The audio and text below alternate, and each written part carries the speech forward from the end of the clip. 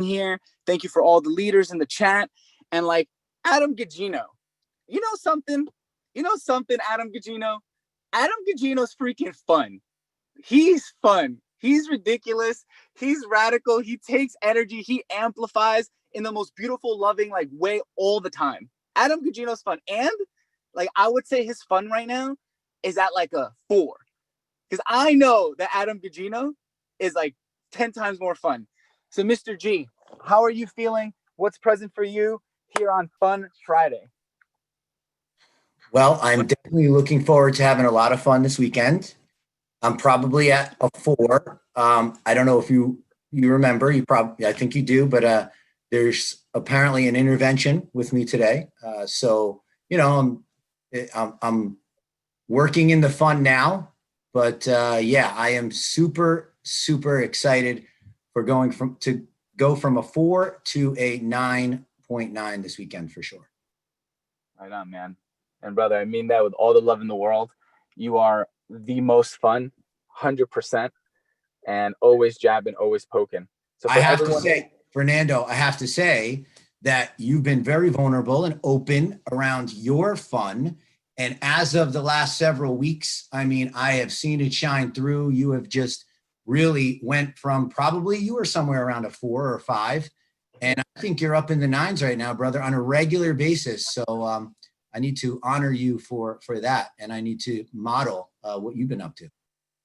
Thank you. Much appreciated. Truly. And it means a lot. And we've all been having fun. You know, Adam Gagino is the guy that calls me or we call each other in the middle of the day for 72 seconds. And it's like, this, that, this. And it's like, go. So it's, you know, beautiful fun, beautiful energy, beautiful momentum. And for you, like, where's your fun and magic? Like, where's your fun and magic? Let's like not even rate it. If like you want to have fun and magic, if you're having fun and magic, if you're going to have fun and magic this weekend, let's drop a yes in the chat. Like, let's drop a Y, a yes. Let's like step into fun energy. If you're in the fun energy, and listen, for everyone, if you're like, what's going on here? Is it always like this? Is it always about fun? The answer is yeah. You know, fun is one of the energies. So the answer is yes. And you know, we go through a lot of different things. We're stepping into the formula. So thank you all, you know, for being here. Thank you for everyone that's new, stepping in for the first time. And like, who's having like fun? I see like a yes in the chat. I see like yes with exclamation points. I see like yes in capital. I see yes, baby. I see like yas. I think that was Vivian. I hope I went that. We have Mr. Sipple with like bunch of emojis. Eric is dropping hearts. People are excited for LBI. There's like a lot going on. I got a BAM in the chat. So Adam, brother Gagino, like things are fun. And I'm looking forward for like your energy and your vulnerability. And we have Karen G here with us today as well.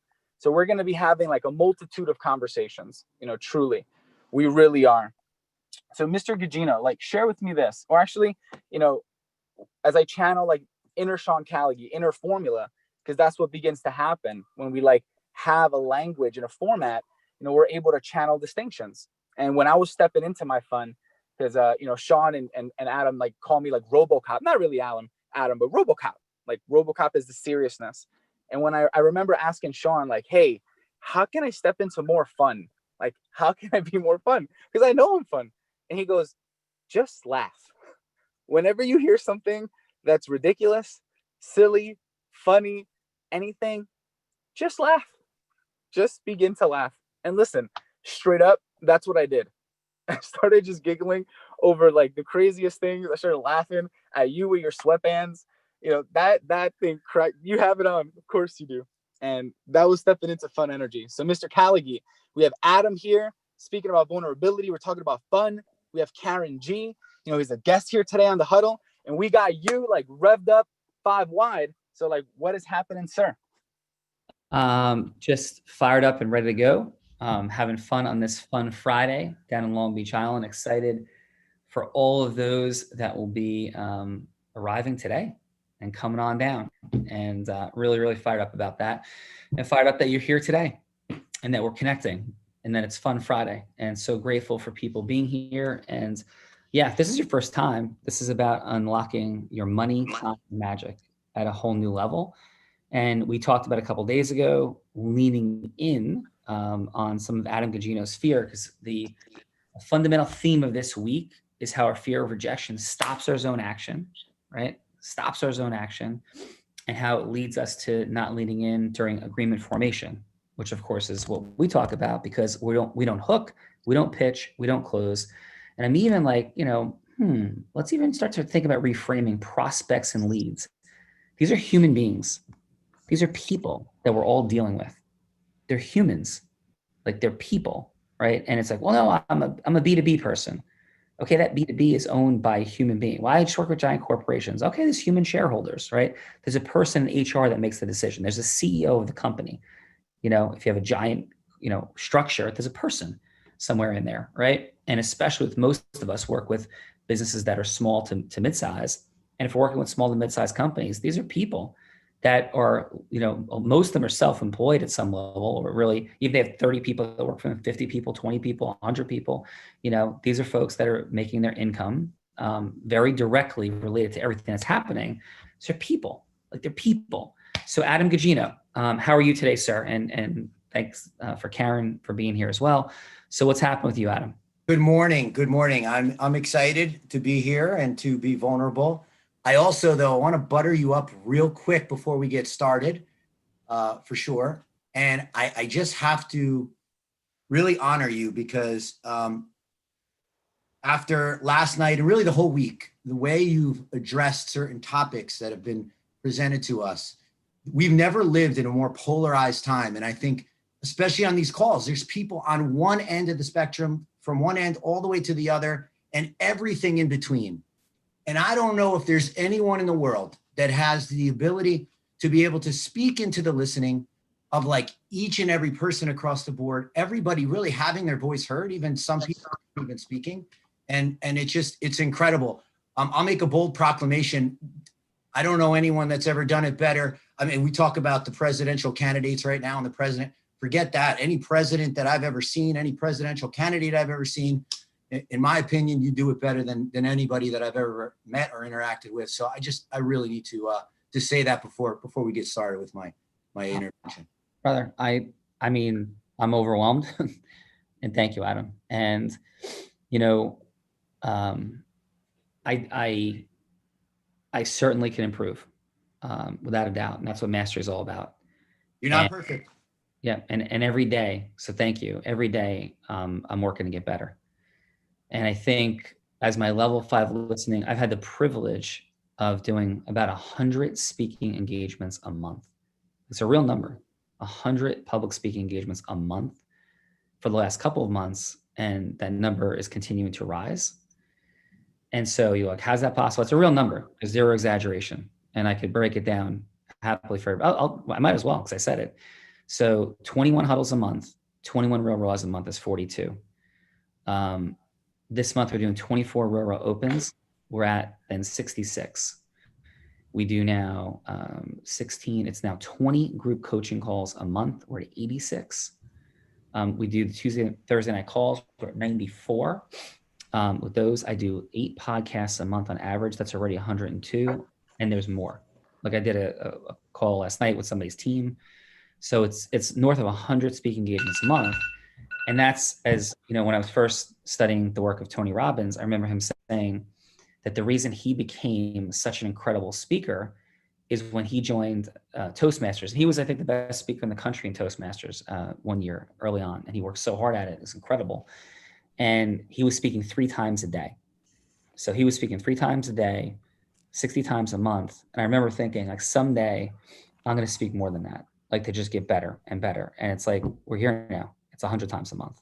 And it's absolutely mind-blowing for all of you what can happen when you rep. I mean, I spoke a lot in my life, but never at this rate. I remember that there was months when I spoke 25 times back when I had the original training program. And I'm like, how did Tony speak 60 times in a month? Dude, I'm speaking like 25. And to now be in the space of 100 is such a gift. And what is like become present for me and for everybody, I offer you this, like, indispensable element in smaller QVC are 10 indispensable elements: scarcity, matching, acknowledgement, level 5 transformational relation, condition boundaries, emotional and energetic transference, reciprocity, question mastery, validation, congruence. In the 10 indispensable elements, level 5 listening being one of them. It's like speaking into like having a connection and being so present to what you believe people are feeling and thinking as you're saying things. And we're speaking to somebody one-on-one, like that's super simple at this point. Like give me 15 minutes with somebody and I can explain substantially what they're thinking, how they're feeling, how they process. It becomes much more complex in a group dynamic. And the more people you have, the more exponentially complex it becomes, because everybody is an individual and everybody does have their own thoughts, but there's certainly patterns and group patterns. And it's become a challenge, I think, at this juncture, because I do my best to have incredibly high levels of empathy. Sometimes I don't. Sometimes I'm lightning bolt, I'm direct, I'm confront, I'm like enough, I'm boundary, like boom, and imperfectly, maybe when I go there. But there is a level at which I'm trying to speak into the listening of everybody, and it becomes more and more complex, because you realize that if a person is in this pattern of thinking or that pattern of thinking or that, those patterns of thinking, and there's a lot of the diverse branches. So you try to hit the main tree trunk, right? And then the main branches of what you'd perceive people were thinking. And I mean, so I could dial in, I don't mean just people that would be more left-leaning or right-leaning or extreme left-leaning or extreme right-leaning. I mean, like lawyers have different things that are present than accountants, and accountants have different things that are present than data. So I do fundamentally believe that we speak into the listening of people at extremely high levels. Yes, thank you for that. I'm also clear, though, that Unblinded over time is going to begin to have its own sub groupings. And that's already on the board of like, what did those subgroupings begin to look like? How do we install the leadership in those subgroupings? Should they be aligned industry, vertically, with certain causes at the root? So these things are all in the mapping. So for now, and we will always have one central huddle. Well, I should never say always. I think we'll always have one central huddle.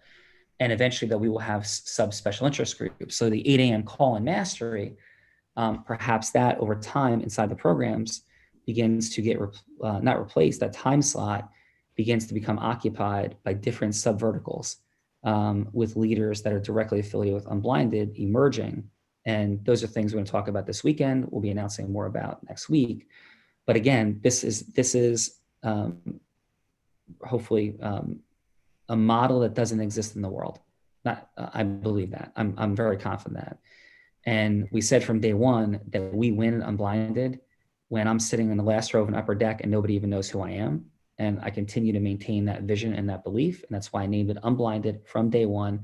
In the 20 years I contemplated this company, and certainly the 14 since I exited my first coaching company, which was called Callagy. The design of this has always been to build something that's never been built before and not built around a person, right? And so thank you for that, Adam, and for everybody who's listening. I don't as optimally speak into, help me, support, how can I speak into you listening more? What might I be blind to? And we will do our best. And we are not here without Adam and Fernando and the entire Unblinded team and the work tirelessly they do. We're not here without you. We're not here without people that are, so amazingly in support of what we're doing, have been from the very beginning, which I'm immensely grateful for. And if I start naming names, I will miss people and offend others. So for today, I will not. But it's an incredible time.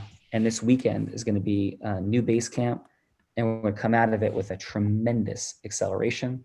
And so, I want to get to Karen, but I don't want to not deliver on what we talked about a week, Adam, which is you manage between 50 million and 100 million phone calls per year, right? That's like a real number. It was tens of thousands of phone calls a day going on by a 500-person team that you built from scratch, that you took from $3 million to $750 million in a company that was in Inc. 500 magazine for 3 consecutive years. And by the way, because you've heard all that story, don't forget Adam was also with ADP and was #1 in his area and inside sales in the country for ADP before that. So this is a dude that knows how to connect with people, unblind them, and move from hello to yes at exponentially insane proportions. Fernando, would you agree with that encapsulation of Adam? I would definitely agree with that encapsulation at velocity levels. Yeah.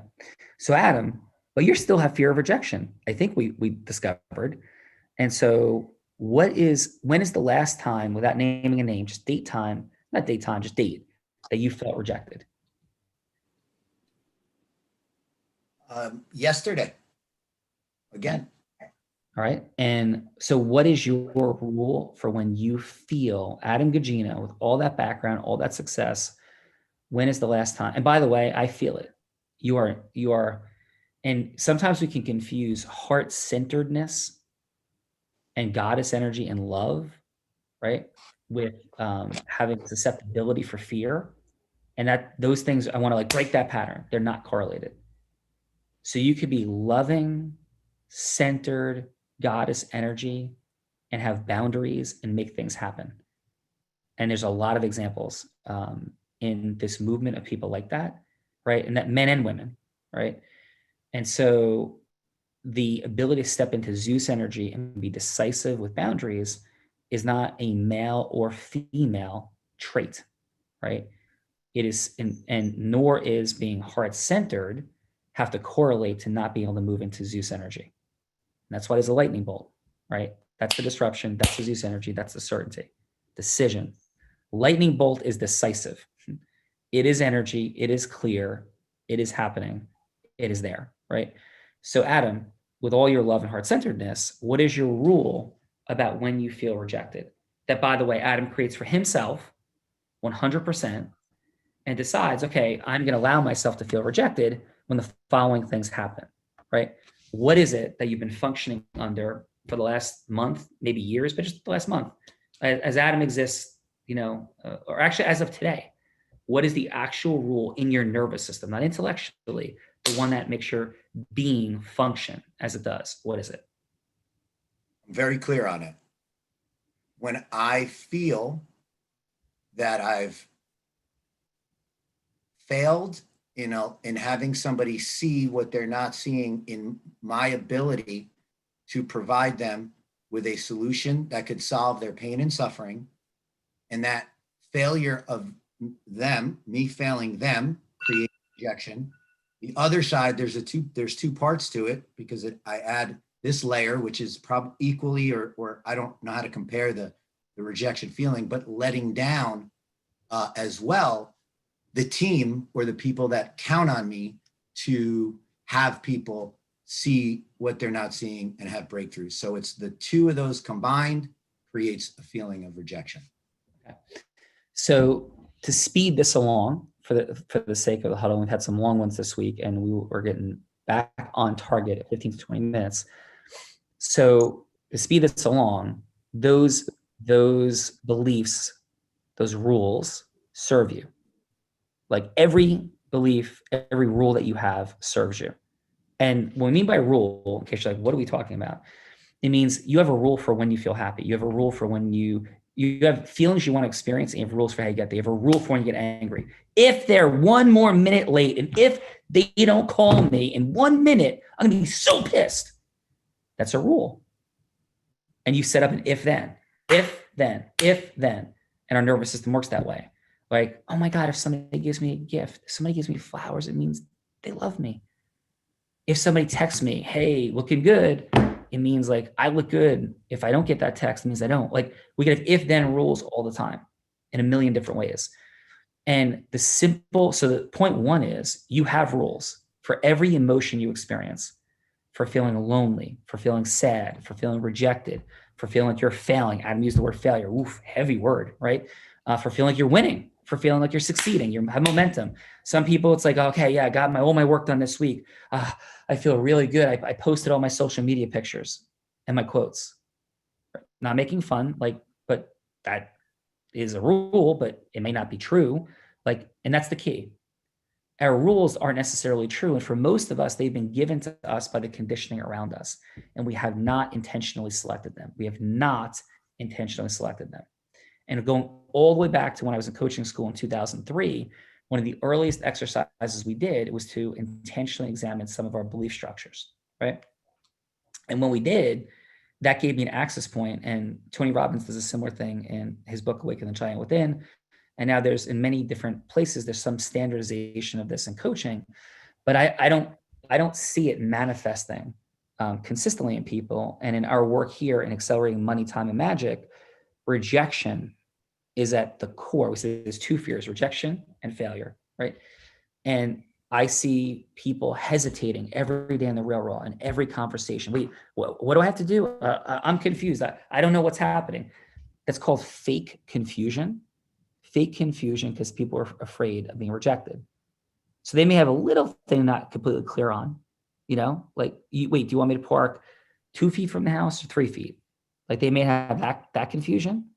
But what is really happening for people when they fear rejection is they go into this like, oh, I don't understand. I don't, like, what's going on? I don't know what's going on. I don't know, right? And that's typically fear of failure, fear of rejection, rocketing forward in what we call fake confusion. And that's what Unblinded on the sweatshirt, it's originally from the immersion. It says, I am not confused. I'm not confused, right? Thank you, Rob Gill, who introduced the concept. We had some fun. He grew up, and it is an access point through him that we talked about fake confusion, and therefore coming up with I'm not confused. And that was something I think he and his friends said even to each other growing up, right? And for a different reason, slightly, but a related way. So we are conquering fake confusion, right? Which is, again, connected directly to overcoming rejection and failure. But what we're bringing forward this morning is the idea that you have rules that make you feel all the ways that you feel all day long, and that you can change them. The changing them we'll get back to later, right? In deeper content. We're certainly gonna do this weekend for folks. But Adam, what I'm hallucinating is the way that those rules are serving you is you perceive that they drive your action forward. And the reason you built a 500-person team that went to $700 million and became number one in ADP is because of those rules, at least in part. Tell me you don't believe that. It's a fact. Yeah, okay. So this is the complex part, is that all of these beliefs in certain ways support us and other ways harm us, right? So if you feel rejected, not you feel that there's an opportunity to rise in your mastery, but you feel rejected, right? How heavy is feeling rejected, Adam Gugino? When you feel rejected, how heavy is that feeling for you and for people in general? I could speak for myself. It's the last and worst place that I want to be. And so, and if you're feeling rejected, any of you out there, including Adam, you have to do something to come out of your rejection, your feeling of rejection, not your rejection, your feeling of rejection, and come back and move into action. That's got to happen. You got to come out of that feeling. You got to do something physiologically, mentally to come out of it. And if our self-mastery skills aren't super high, and we're not conditioned to like, I'm going to move, I'm going to do something, get my body, right? You're going to have a long journey out of rejection. And we're in rejection, Adam Gugino, we're feeling rejected. We're feeling rejection. We're in the feeling of rejection. Are we taking massive zone action in a place that we're going to be at our maximum level of self-mastery for influence? Yes or no?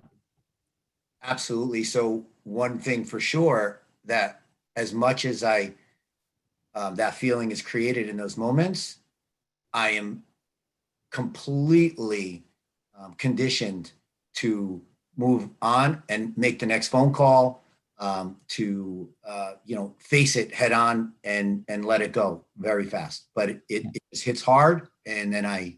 Right? So watch this. So I know that. That's why you're so productive. So what, and get this micro distinction. For most people, you're not as effective and conditioned to move through that. But even for Adam, there's a transactional, write this down. There's a transactional cost. There's a transactional cost. We are going to label the transition from rejection to act, like back into a place of action in our self-mastery, like zone action. There is a journey that costs energy and time.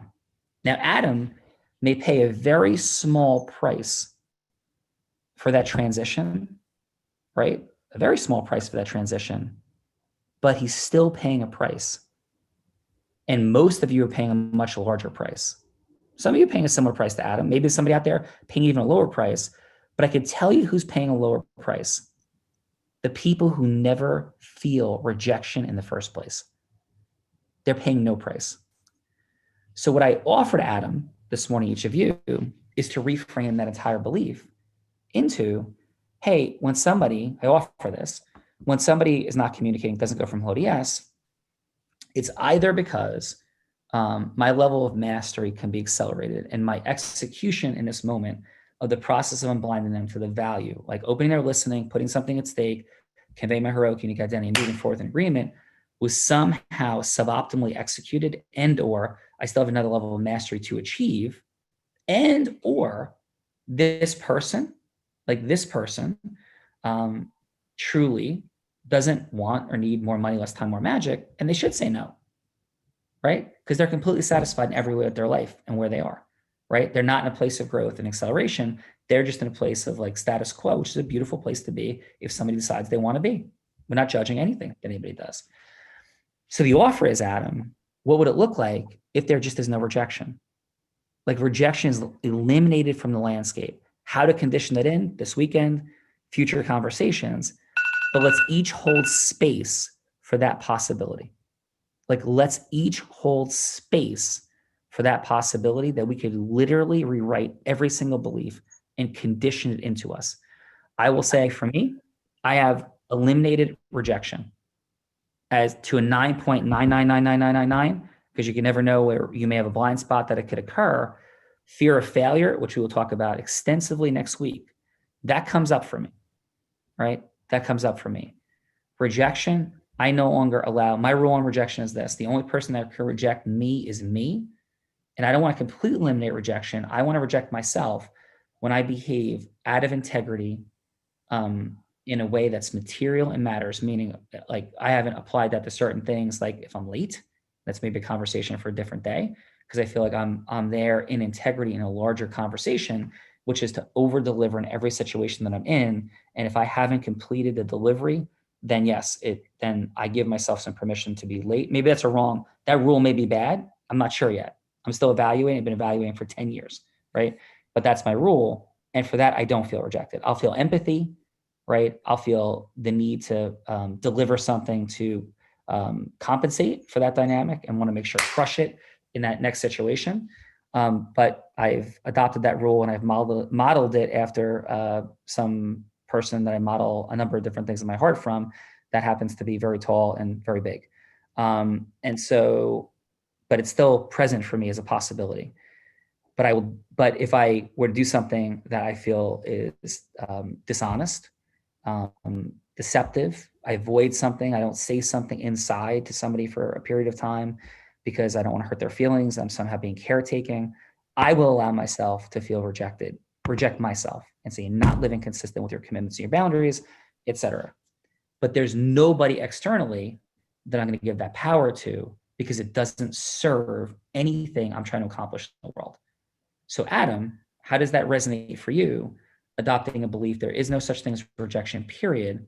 And when you're experiencing these things, you allow yourself to become curious. So maybe that's now, instead of rejection, it's curiosity. Hey, how could I have accelerated that process? What can I learn from this with no transactional cost of going into rejection and internalizing any negative emotion? Curiosity.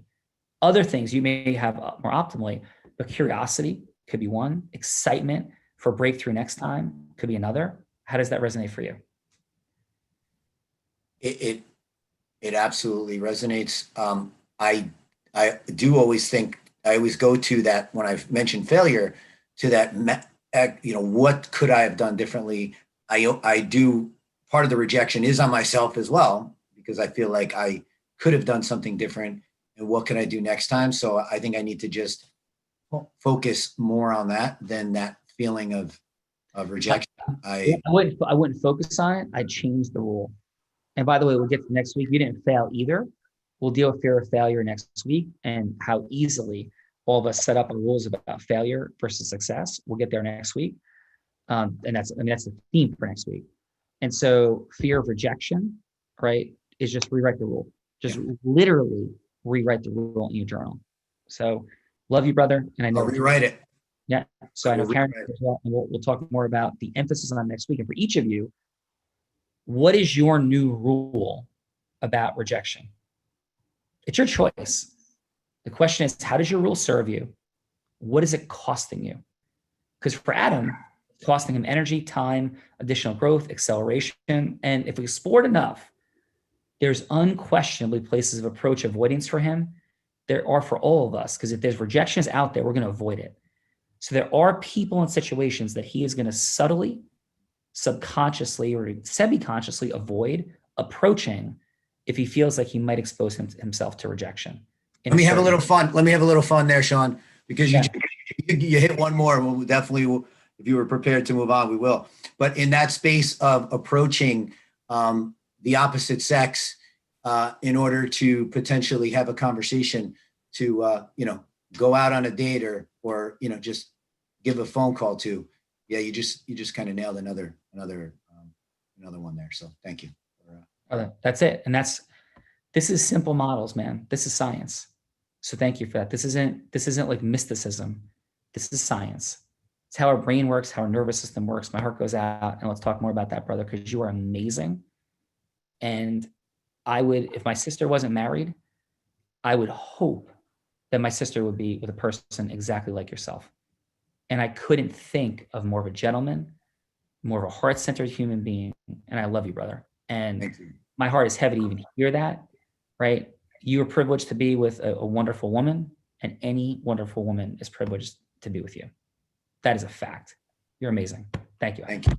So, Karen G, what's up? Hey, good morning. This has been really wonderful to listen to, Sean, and Adam, and I grabbed so many of the things you're saying and attach it to the world I'm living in now, in trying to promote proper and effective and deep, meaningful education for children. That's my. No, love it. And thank you so much for being here. Thank you for your patience. It's been a week of intensity, a dynamic week of some issues emerging. So thank you for your patience. Thank you everybody for your patience for being on yet another long huddle for this week. But Karen, for those that, are like, wait, who's Karen? Right? So Karen, what are you up to in the world? And give it and we're challenging you to encapsulate it quickly. Like, I'm up to in the world in like a long sentence. And then Sure, I'll hit that. So I'm up to disrupting education. I've been up to disrupting education for a very, very long time. I am a strong believer that we need to move beyond the education that came from industrialism and agriculturalism and come to the new world of understanding children powerful, resourceful, competent, deserving of meaningful, engaging, mind-blowing experiences in their education, whether they're sitting in school or they are sitting in front of a computer, which we know most children are doing at this point in time. No, awesome. And how about a fun fact about you? Fun fact, I love to dance. I play music and I will move. It's just, can't help myself. Makes me smile, brings joy to my life. And where are you from, Karen, just so people I am originally from Brooklyn, New York, and I am sitting in Oceanport, New Jersey right now looking at the Shrewsbury River. That is awesome. And I think you have like a fairly well-known neighbor close to your home, do you not? Oh, yes. So my dear neighbor, Bruce Springsteen, who actually is now my former neighbor because I just moved this summer, but still. Oh, Karen! I know. I know the word failure. You have failed me. No, I have not failed you. I can certainly connect you, my friend. I'm teasing, but not. So thank you. And I'm teasing, but not. Thank you. So, so what can we do? Like, what message do you want to carry to the world today? What do you want to share with people? These fine folks in Unblinded who are influencers, influencing influencers to merge ecosystems to make the world an even greater place. Yeah, like how can people do something to disrupt education and bring it to a place where actually the disruption that you're seeking? Let's do that really quickly first. Yeah. What is it? If you have it all your way and this vision comes to pass, what does that disruption look like? It looks like it looks like educators and children. First of all, I believe that we are all learners and we are all teachers. Every one of us. We're all learners. We're all teachers. In the classroom, the person labeled teacher and the person labeled learner or student are learners and students together. And we need to create meaningful, challenging experiences so that we can help children to grow their minds, grow their ability to, certainly to grow their ability to read, to write, to articulate, to calculate, but more importantly, to think deeply, to question, to grow and change the world. I mean, we are world changers. That's what we do. We all are. We're going to do it for good or for bad. So I would like children to come into the world feeling empowered to do great things. And that is not coming from this space where we have children sitting and listening and regurgitating, and sitting and listening and regurgitating. Children have to be fully engaged with all their senses in education, hands-on, project-based, deep in collaboration, cooperation, all the sorts of things that Sean, you put forth through Unblinded for adults. Well, thank you, Karen. And I appreciate that a ton. And I want to throw one fun scotoma into the conversation for those that might be hopping off shortly, or I'm sure some have had to go. I know we've gone long this morning, is not only to question, right? But this is something I would propose, but to question the questioners. So I went to Columbia University and it blew my mind. It was absolutely amazing. And there were people who were asking me questions I had never even begun to think about, questions I had never even thought about constructs of society, about how things function. And what I didn't learn at Columbia University, but I now hold very dearly to my heart, is how to question the questioners. So those that so powerfully and wisely present a fundamental question, you know, when I reflect back, I look at some of these people who I respect so much, their intellect, but I also look at their lives, and a lot of them were in pain. A lot of them were living super dysfunctionally.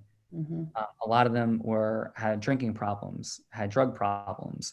A lot of them had problems around, not being in integrity for the relationships that they were in. And these are like present and known, but they were seen as so wise and amazing. And so the questions they asked were brilliant, but as long as we don't stop and ask, as long as we collectively don't stop at the question, we also look at the questioner and see how integrously they're living their life, yes, how functional their thought processes are. And that, I think, Karen, is what I believe what I know you're talking about, right? Is that there is this broad sense of truly arriving at an intentional life for humans beginning in childhood and adolescence. And I so honor that work. Is that yes. And you give me the step into what the struggle is right now. So we have to take a really honest look at what's happening, right? We were a broken system of education prior to COVID. Now, following COVID, we have isolated children in their spaces, whether it be at a learning pod, whether it be in a classroom with the plexiglass around them, whether it be in their kitchen. We have isolated children, and we have disrupted for them their development to the extent, Sean, that I worry that we are producing young people who will become, will fall into juvenile delinquency, will fall into self-harm and frankly, suicide, will fall into a lack of capability to take responsibility for their lives and their decisions and their relationships, because they're not building relationships right now. They're not building relationships. They're not building relationships with themselves, their mind, body, and spirit. They're not building relationships with people around them. No. And I am so fearful. I believe that we are in a humanitarian crisis. I am so fearful of what the end result will be. You know, if you're 40 years old and you have dealt with a year of COVID and everything that has happened, that's hard. That's disrupting. That's uneasy. That's sad. That's a lot of things, right? I don't want to underplay what that is. But if you're five and you're dealing with COVID, that is breaking children. That's breaking children. Yeah.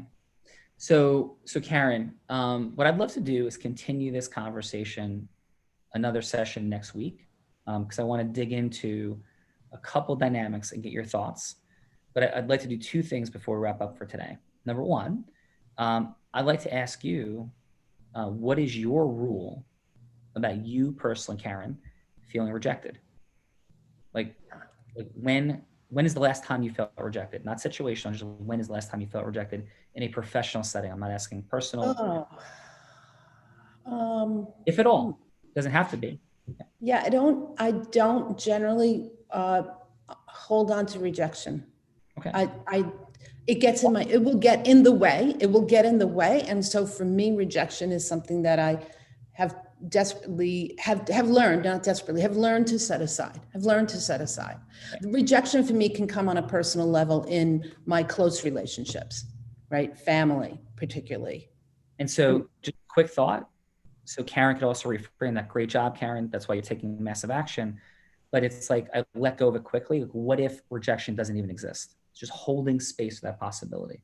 That what if nobody can reject us? Like no does not equal rejection. Like being laughed at doesn't equal rejection. Like none of it equals rejection. Let's all hold space for that possibility that we can create a rule for our own nervous system of what makes us feel happy, what makes us feel sad, what makes us feel angry. And certainly that we can eliminate rejection completely.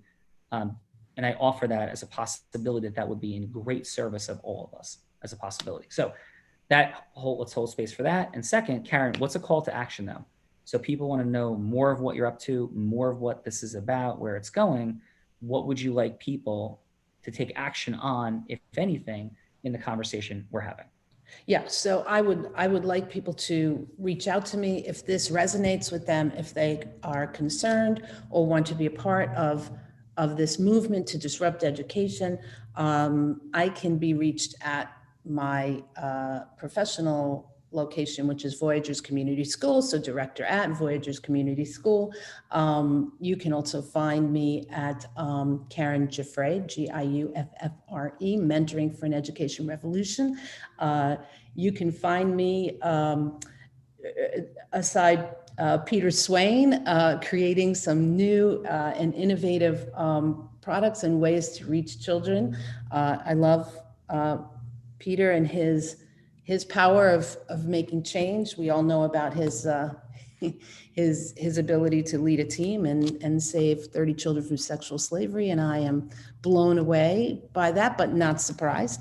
So there's lots of places where you can find me. Mostly I'm in a school in Eatontown, New Jersey.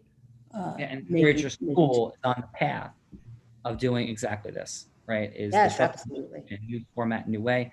Karen, thank you for your patience. Thank you for what we're sharing. I'm interested for sure in what ecosystem merging might look like around the concept of bringing some of what we're talking about to children and how Unblinded could or could not participate. So I'm holding space for that conversation. And I look forward to having you back next week. We can explore more. Thank you so much, Karen, for being here. Please tell Bruce that I love him, say hello, and I still thank him for giving my son Tyler, whose 21st birthday was yesterday, the guitar pick after the Bruce on Broadway show. In an act of intentionality. I told once before, I'm going to tell again when you come back. It was one of the most emotional moments of my life and showed me everything about the depth of Bruce Springsteen's Level 5 listening. And it was absolutely incredible. It's an amazing story. So thank you, Karen. Thank you, everybody. Fernando, final brothers. We head into Long Beach Island, elite immersion. Get ready to go. What's present for you? I'm going to take it home. Present for me is vulnerability, transformation. I love the conversation of children, future leadership, what Peter Swain has done. We are saving children. We are supporting in like the teaching of children. We are stepping into vulnerability. And this weekend is going to be full of fun and magic. Thank you, Adam. Thank you, Karen. Thank you, Sean. And thank you, everyone on the Unblinded movement. Yes. So the ocean is there. We are here. Tents are ready. There is the bay. We will see you in a little bit and get ready to roll. Have a beautiful, fun Friday, and let's hit it. Whatever you're planning on, Miles, with a little bit of Beach Boys music. Have a great